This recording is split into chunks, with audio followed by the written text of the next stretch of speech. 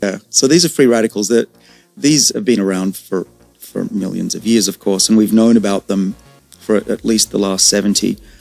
There are three main types of free radicals. There's the superoxide molecule, which is quite damaging. It can lead to what are called advanced glycation end products, which are basically proteins that are damaged. It's one of the reasons you want to fast sometimes during the day to get rid of these damaged proteins. There's a superoxide anion, it's called, which creates most of the oxidative stress in the body. And then there's a third one, hydrogen peroxide, which you can buy a bottle of and dye your hair blonde or orange, as my hair went during the pandemic.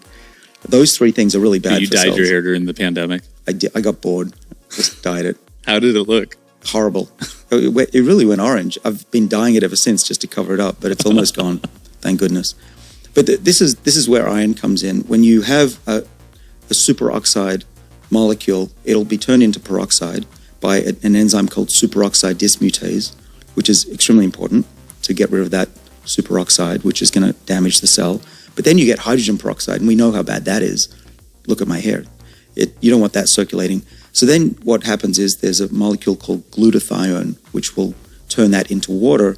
But if you have too much iron around, there won't be enough chance to detoxify it, and it'll be turned into this hydroxyl radical. And that's a really damaging molecule that goes on to damage your DNA, your RNA, lipids, proteins, and drive aging and senescence.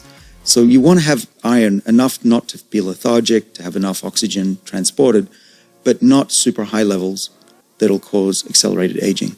And this is going to be different for different people. 10% of the population in the United States has the HFE gene, which makes them more susceptible to hemochromatosis, which means they have to be even more concerned.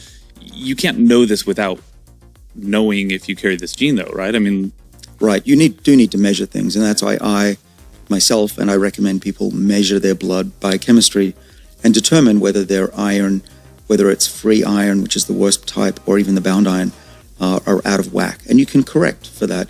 In the case of a normal person, I would say don't take an iron supplement necessarily, although women may need it certain times of the month.